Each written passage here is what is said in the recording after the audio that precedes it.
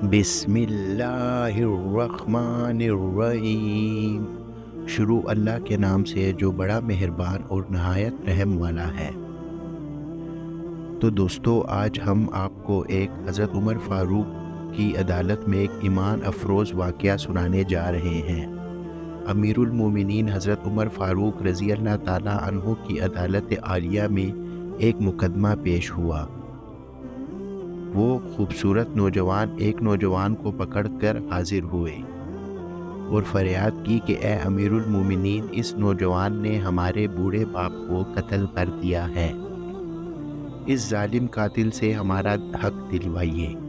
آپ نے دعویٰ سننے کے بعد ملزم کی طرف دیکھا اور دریافت فرمایا کہ تو اپنی صفائی میں کیا کہتا ہے؟ ملزم نے عرض کی، ہاں امیر المومنین، یہ جرم واقعی مجھ سے صادر ہوا ہے۔ میں نے زور سے ایک پتھر سے اسے مارا تھا جس سے وہ ہلاک ہو گیا تھا۔ فاروق اعظم رضی اللہ تعالیٰ عنہ نے فرمایا، گویا تم اپنے جرم کا اقرار کرتا ہو۔ ملزم، ہاں امیر المومنین، یہ جرم واقعی مجھ سے صادر ہوا ہے۔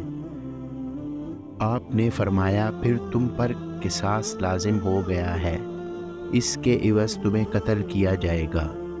ملزم نے جواب دیا، آقا، مجھے آپ کے حکم اور شریعت مطہرہ کے فتوے سے انکار نہیں، البتہ میں ایک گزارش کرنا چاہتا ہوں۔ آپ بولے، بولو۔ ارشاد ہوا، عرض کی 3 دن کی مہلت چاہتا ہوں، 3 دن بعد حاضر خدمت ہو جاؤں گا۔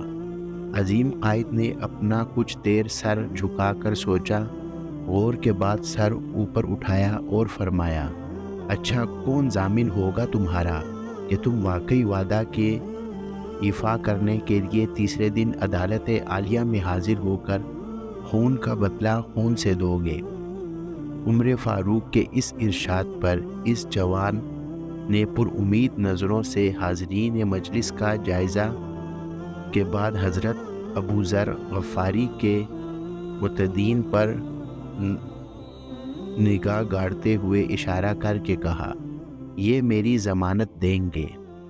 خلیفہ رسول نے ان سے دریافت فرمایا تو انہوں نے کہا، بے شک میں ضمانت دیتا ہوں۔ نوجوان 3 دن بعد تکمیل قصاص کے لیے عدالت میں حاضر ضرور ہوگا۔ اس ضمانت کے بعد ملزم کو چھوڑ دیا گیا۔ 2 دن گزر گئے اور تیسرا دن آ گیا۔ جلیل القدر صحابہ اور مشیران خلافت دربار میں جمع ہوئے۔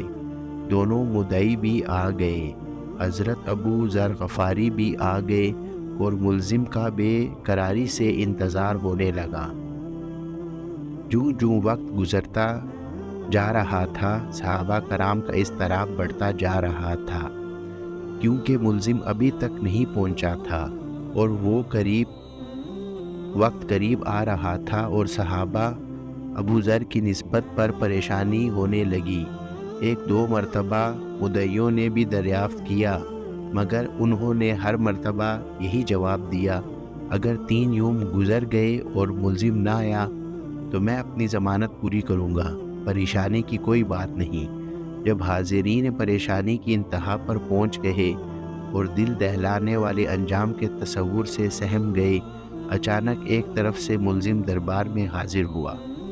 اس کے جسم پسینے سے شرابور تھا اور چہرے پر گرد چمکی ہوئی تھی، مسلسل بھاگنے سے اس کی سانس پھول گئی تھی۔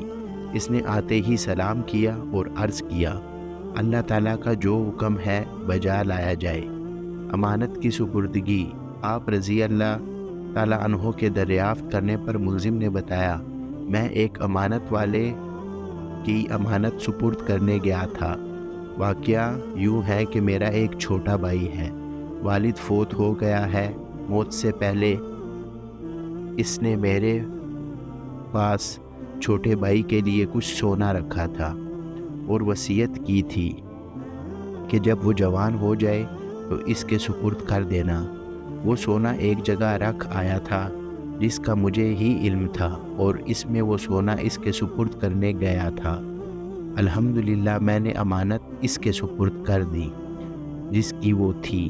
امیر المومنین रज़ी अल्लाह ताला अन्हों ने अबू ज़र गफ़ारी रज़ी अल्लाह ताला अन्हों से पूछा कि आपने इसकी ज़मानत क्यों दी थी, क्या ये आपका वाकिफ़ था?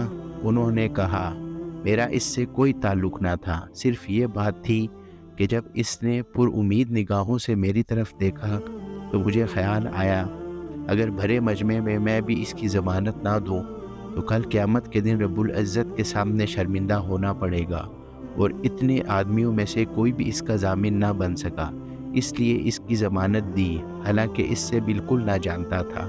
मुझे ये मालूम है कि ये कहाँ रहता है, बस इसकी ज़ाहिरी शराफत से मुझे यकीन दिला दिया था कि वादे का पक्का है, मैंने इसकी ज़मानत दे दी। ये बात सुनकर हाज़िरीन महफ़िल अश्क आलूदा हो गए। मुद्दइयों ने इल्तिजा की कि ए अमीरुल मोमिनीन, हमने अपने बाप का खून माफ़ कर दिया। तो दोस्तों, आज का वाक़या आपको कैसे लगा? हज़रत उमर फ़ारूक के बहुत सारे इंसाफ के वाक़ये हैं, ये भी उनमें से एक था।